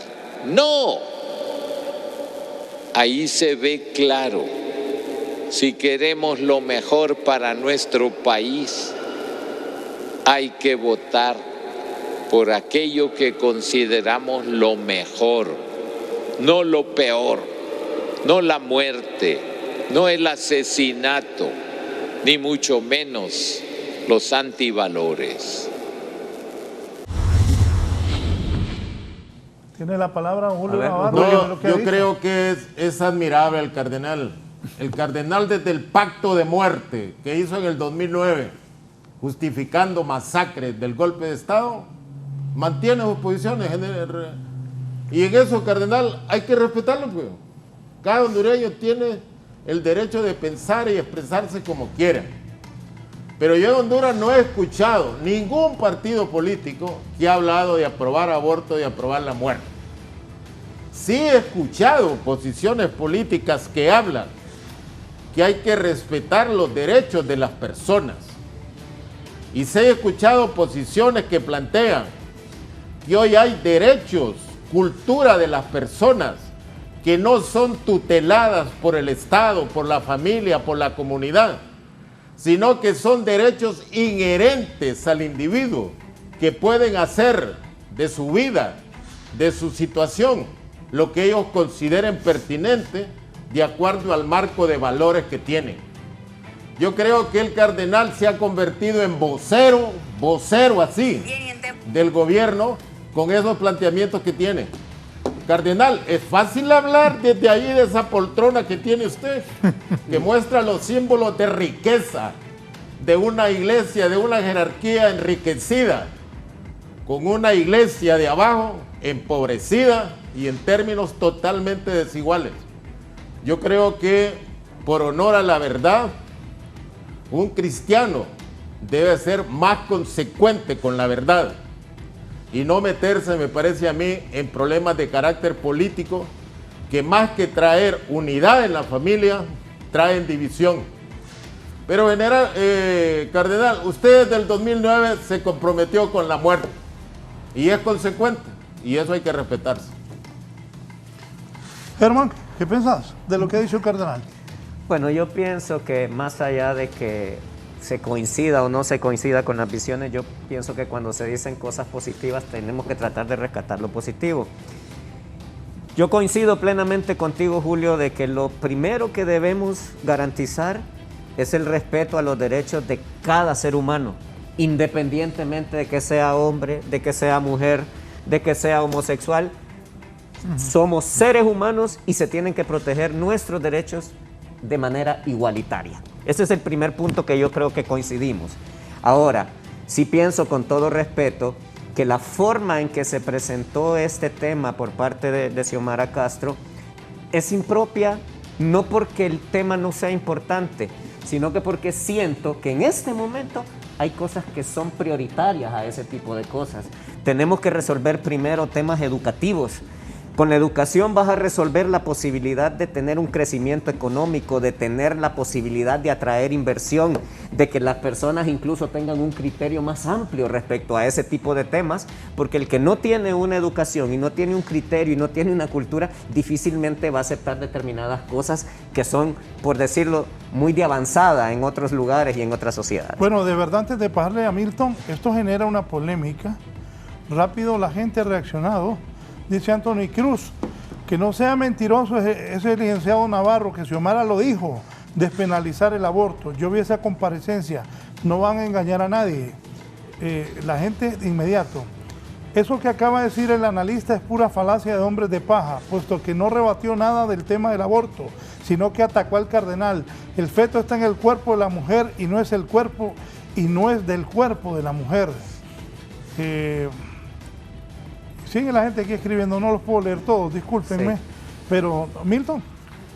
Bueno, por supuesto que son temas bastante controversiales que muchas veces uno... No, pero recordó también cuando Pepe Lobo habló de la pena de muerte. Claro. Sí, así es. Recuerdo incluso que justamente la campaña nuestra en aquel momento, del Partido Liberal y con Manuel Zelaya Rosales a la cabeza, fue 100% contrario a esa posición, y yo creo que al final eso fue determinante en las decisiones del electorado, ¿verdad? Porque claro, habrán siempre sectores muy radicales en la sociedad que piensan que esas son las alternativas, matando gente, etcétera, ¿no?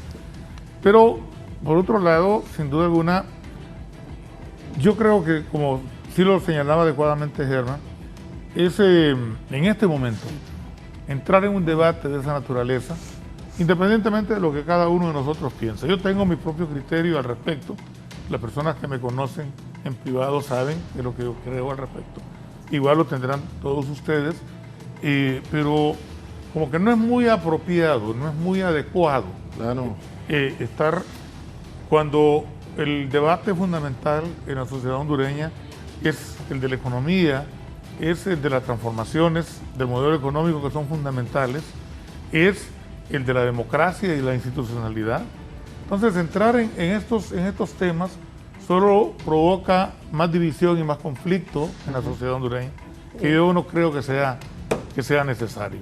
Así es que pienso que, en concreto, Raúl, que Honduras tiene buenas opciones ahora. Es decir, tampoco pensemos, Julio, un poco por la plática que hemos tenido extra programa, que ya está esto definido con relación a quién va a encabezar una oposición. No, las cosas no son así. Hay candidatos que están creciendo y creciendo bastante, o por lo menos mantienen cierta estabilidad en su crecimiento, que se ha mantenido además con un nivel de discreción, que me parece a mí bien importante, sin que eso implique que no hayan hecho la oposición que sea necesario, que se nota ya una diferencia. en un partido político bajo una dirección que ha logrado unificar buena parte de su dirigencia o la gran mayoría de su dirigencia y militancia. Y eso de nuevo genera expectativas, que uno no puede tampoco soslayarlas.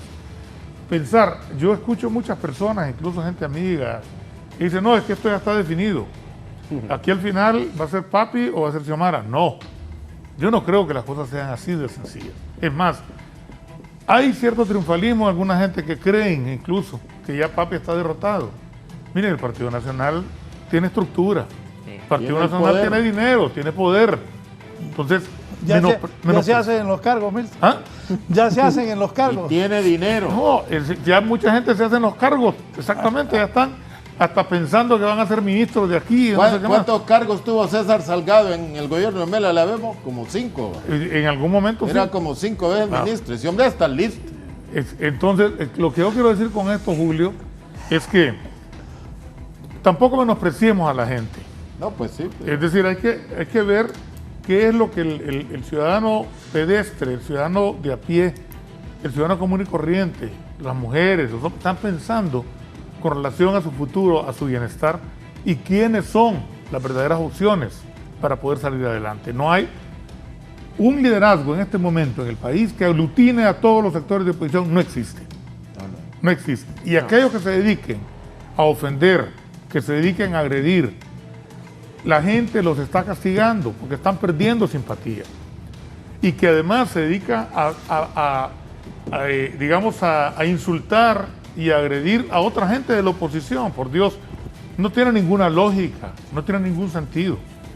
Cuando al final va a necesitar también de esta gente, en el supuesto de que fulano o sultano gane. Entonces, yo quiero concluir porque entiendo que estamos finalizando. Sí.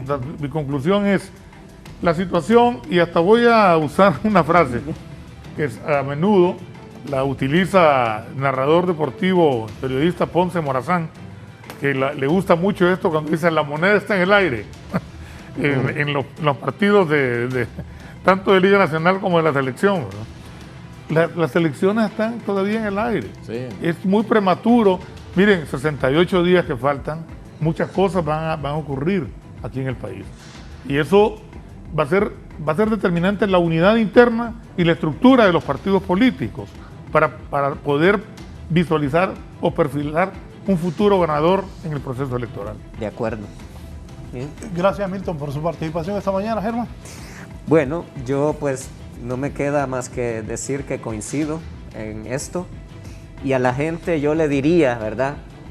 Vayan a votar porque es un derecho y es un deber, y la patria necesita que la gente vaya a votar. Mediten su voto, voten por la persona de su simpatía, pero esperemos que la persona de su simpatía sea la persona que tiene las capacidades. Esa es mi primera parte. Mi segunda mención es a los partidos políticos. Consoliden, aglutinen, desarrollemos un crecimiento y rompamos todas esas divisiones que están llevando al país en un despeñadero que no nos lleva a ningún lado. Y siento que ya que no se aprobó la segunda vuelta, que era fundamental, señores, el que gane va a ganar con una proporción de votos pequeña. Consolide su gobierno invitando a los mejores hombres de cada uno de los partidos en una coalición nacional para que el país pueda desarrollar. Eso es lo siguiente. Y lo tercero para ellos, vuelvo a repetir, conviértanse en vigilantes de que el proceso electoral sea transparente. No se conviertan en ganadores desde ya y en personas que van a empezar a pelear por una victoria que puede o no puede ser, porque lo que necesitamos es unidad de criterios, una elección transparente y, reitero, unidad nacional. Sé que es difícil, pero el hecho de que una persona piense diferente no la va a convertir en mi enemigo. La democracia y el crecimiento intelectual y de cualquier naturaleza viene de la riqueza de todas las ideas que me puedan aportar, y creo que es importante que venzamos ese fantasma y logremos avanzar como hondureños, independientemente de las diferencias que tengamos. encontremos las cosas que nos unen y vayamos desechando las cosas que nos dividen. Excelente programa y panelistas, dice Alfredo Escobar Montalbán. Saludos a todos, en especial a Milton Jiménez. Gran programa. Gracias. También aquí me escribe el abogado, el licenciado Juan Ramón Rivera, dice: excelente programa, saludos a los panelistas, especialmente a Milton. Ojo, hablar del voto útil es importante. Don Julio Navarro, sus análisis finales.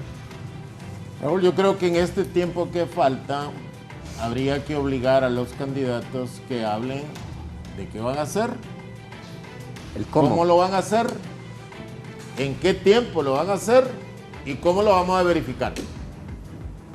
Y no estar nada más reaccionando sobre elementos de carácter cultural que dividen a los hondureños y que lamentablemente la jerarquía católica se presta a eso.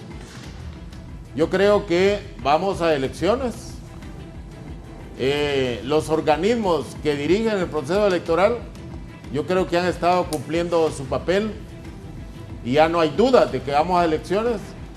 Yo solo tengo la duda que si la ENE o CONATEL pueden estropear el proceso electoral el día de las elecciones. Y debíamos de buscar mecanismos de cómo alguien, una institución, supervisa o controla esas instituciones, porque Honduras necesita elecciones para que salga un gobierno realmente estable y que le dé certidumbre a las políticas que debemos ejecutar para salir de la difícil situación en que estamos. Muchas gracias a don Julio Navarro. Me voy a un resumen. Gracias. Aquí hay una última.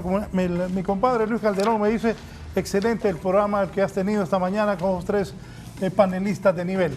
Voy a un rápido resumen de lo que ha ocurrido en las últimas horas.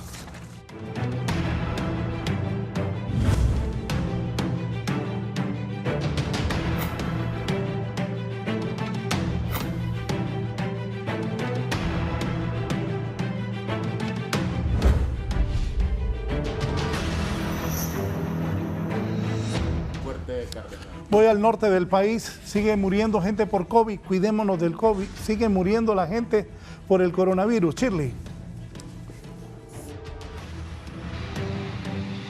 Buenos días, licenciado Raúl Valladares, en el foro La Entrevista. Me acompaña la doctora Evelyn Bueso, coordinadora del triaje de Infoc. Y es que afortunadamente en las últimas semanas se ha reducido considerablemente el número de ingresos en la unidad de estabilización. ¿Es así la situación? Es así la situación. En la última semana hemos visto un descenso de los pacientes que acuden a sala de estabilización y a consulta ambulatoria para la COVID-19. Estamos satisfechos, si se puede llamar, porque esto va para abajo. Esperamos de que continúe así. Afortunadamente los cupos también están fluyendo bastante rápido. Los pacientes se van al hospital, solo duran algunas horas en la sala de estabilización. Importante mencionar que ya está haciendo efecto el vacunatón que se está haciendo los fines de semana. La gente está recurriendo más. Así es, yo creo que de tanto llamado la gente está recurriendo a vacunarse y eso es algo bastante positivo, y también que los jóvenes ya se estén vacunando también es algo que nos da esperanza para continuar en esta situación y que vaya disminuyendo. Sin embargo, siempre hay decesos por esta enfermedad. Siempre hay decesos de las personas no vacunadas, de las personas que asisten muy tardes a las salas de estabilización, y lamentablemente ya el daño que tienen es irreversible. Muchísimas gracias a la doctora Evelyn Bueso en relación a la situación del COVID en estos momentos en estos centros asistenciales. De momento yo retorno con ustedes al foro. Buenos días. Cierto, y uno de mis analistas, don Julio Navarro, hablamos extraforo de las cosas que están ocurriendo en la Mosquitia. Oigan bien, a 3 ascienden ya los fallecidos tras los hechos ocurridos la semana pasada en la Mosquitia. Gracias. Muy buena, licenciado. Y los gentiles televidentes de La Entrevista. Me encuentro con Mirna Good. Ella es vicepresidenta de MASTA, esta organización de misquitos que defiende los derechos humanos de estos pueblos. Y bueno, ya a llevar los restos del señor Eric Barú Rivera. En ese proceso estamos, lastimosamente. Esta es la tercera persona que muere, producto de este ataque indiscriminado de la Fuerza Aérea de Honduras a una población civil. Quiero aclarar que aquí no hubo ningún enfrentamiento con los narcotraficantes, como ha querido decir el vocero de las Fuerzas Armadas. Esa es una gran mentira. Tampoco la lancha traía cocaína, tampoco. Quiero hacer una denuncia. En el hospital escuela han maltratado a nuestros heridos. Los han estigmatizado diciendo lo que son narcotraficantes y han tardado para atenderlos. Esa denuncia me la hizo los dos que ya están de alta y tenemos en una iglesia aquí en Tegucigalpa 2 heridos y los familiares que en el hospital escuela están maltratando a los heridos misquitos que han traído producto de este ataque indiscriminado del ejército de Honduras a una población civil. El señor Barú de Puerto Lempira lo trasladaron ya grave en una situación complicada. Lastimosamente anoche alrededor de la 1 perdió la vida.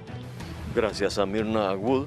Ella es la vicepresidenta de MASTA, una organización que defiende los derechos humanos del pueblo misquito, dando a conocer sobre esta situación que se ha vivido y pues ya están por retirar los restos del señor Eric Barú Rivera, quien murió en el hospital escuela. Aún quedan otros misquitos allí en ese hospital escuela recibiendo atención médica. Con este informe, licenciado, regreso a usted, con usted y los gentiles televidentes de la entrevista. Buen día. Buenos días a Giovanni Villalobos. Ese es otro tema que los gobernantes que vengan deben visualizar. ¿Qué hacer con la mosquitia? El otro día vi que unos pescadores también estaban detenidos y me preguntaba yo, ¿y esta gente tan pobre que no hay trabajo, que no hay acceso, qué va a hacer? Ir a pescar. No es fácil. Ojalá tengan solución o busquen solución para la mosquitia el próximo gobierno, sea quien sea. Yo me acuerdo que Hondutel hace muchos años decían los gerentes que cambiaban en vez de dólares a yenes porque tenían tanto dinero afuera Hondutel que había que cambiarlo a yenes para que tuviera más rentabilidad el dinero en los bancos en el extranjero. Pues eso fue hace muchos años. Hoy, 20 de septiembre del 2021, los empleados de Hondutel están amenazando con tomar medidas más duras porque ya ni siquiera les pagan. Cerramos. Buenos días, Víctor Valladares. Muchas gracias a usted y los televidentes de la entrevista y me acompaña Ela López. Ella es secretaria de actas de la seccional 1 del Sindicato de Trabajadores de la Estatal Telefónica. Pues siguen con este problema, no les han pagado ni tan siquiera el 14º mes de salario. Así es, señor periodista, buenos días. No nos han pagado el mes de agosto, el mes de septiembre, la nivelación del salario mínimo, también el cumplimiento de la cláusula 49. El señor gerente ha manifestado que esto es cuestión política. Le pregunto, señor gerente, la cuestión política que está viviendo a nivel nacional, los partidos tradicionales, entonces nuestro salario, ¿a dónde lo está enviando? Porque ese es el evento que estamos enfrentando, la política de los partidos tradicionales. Aquí no estamos diciendo de que el dinero se está invirtiendo en otros asuntos. Nosotros como empleados de Hondutel exigimos, reclamamos. Y recuerde, señor gerente, que en la palabra de Dios dice que el que niega el salario mínimo acarrea maldición. Muchas gracias.